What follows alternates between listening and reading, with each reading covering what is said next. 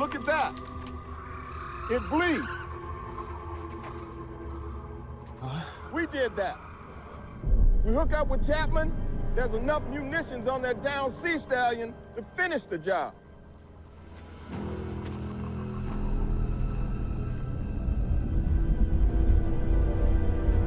Magnificent. King Kong is back on the big screen in the blockbuster reboot Kong. Skull Island. Tom Hiddleston and Brie Larson star alongside the giant ape. For his take on this and other films opening this week, I want to bring in movie critic Richard Crouse. Richard, does the world need another King Kong movie? Well, I don't know if we need it. I'm happy to have it, though. Are you? I am. I'm very happy to have this movie in my life. Kong Skull Island is a little different than the Kongs that have come before. For one thing, he's 100 feet tall in this one, as opposed to the 15 or 25 feet that he's been in the past. And this one doesn't have the Empire State Building. They don't go to New York. It's not that story. This is the story of John Goodman. He is a conspiracy theorist who believes that there is some kind of crazy life on this uncharted island in the South Pacific. He's not quite sure what it is, though. He gets a bunch of money from the government. It's 1973. They get some deployed military backup from Vietnam. They go in, and then this happens. What we're seeing on screen here. Crazy.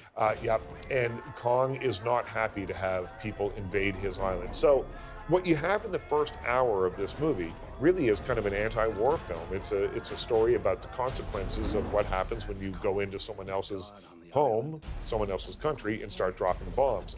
Then we meet John C. Reilly. He plays a World War II fighter pilot who crash landed on the island 30 years before and has been living there with Kong and all the other giant creatures that live there.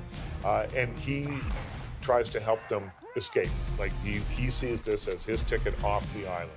And so the second half of the movie really is more just of an action film. Every few minutes there's a fight between Kong and some other kind of crazy creature. And I can tell you, I liked it. It's a lot of fun. It's not going to make you think much. Sometimes that's a good thing. But that's okay. No, this is a movie that typically I think would have been released in July. It's that kind of movie. That big summer sort of blockbuster summer kind of feel. blockbuster movie. Excellent. So okay. it's a 4 out of 5 star movie for me. All right. Well, you answered my question. You went 8 for Kong, and you answered my question. The world apparently does need another King Kong movie. The last word.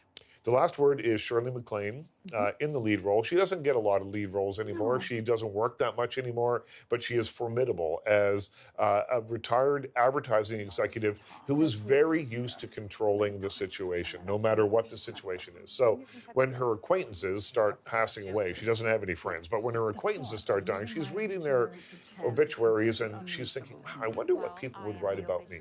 So she hires an obituary writer, played by Amanda Seyfried, to write her obituary, and she's not pleased with the results because Amanda Seyfried can't find anyone who has anything good to say about her. So she decides to come up with a 4-point plan to change her legacy and then, get a decent obituary at the end of it all. And I love Shirley MacLaine. I love watching her in this movie because, as I say, we don't see her in leads very often anymore. And it was that part of the movie I really liked. 10 minutes in, I knew how this movie was going to end. 10 minutes in, I knew that these two women who hate one another upon sight when they first see one another are going to end up bonding and learning from one another. And I also knew that at some point, probably closer to the end of the movie, there's going to be a dance scene where they dance either in a kitchen or a living room. They throw on a record and they dance joyfully.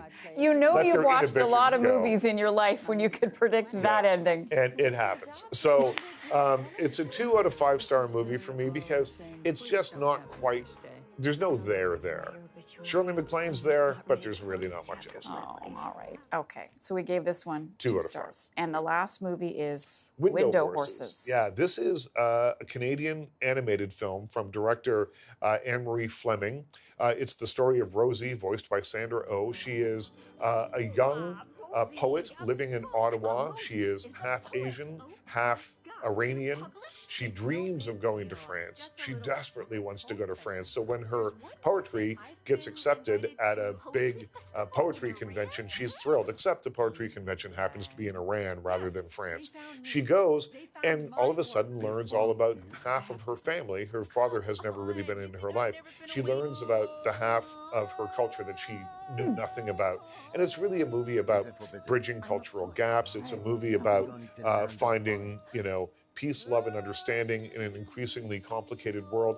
It's a really lovely, whimsical film. And the character, that is the main character, Rosie, there, based on Anne-Marie Fleming's Avatar Stick Girl, who she's used in a number of shorted animated films and things. So for me, this is 3 out of 5 stars. 3 stars. All right. Richard, thank you so much. Nice We'll to see you next week. Go see Kong. Oh, yeah.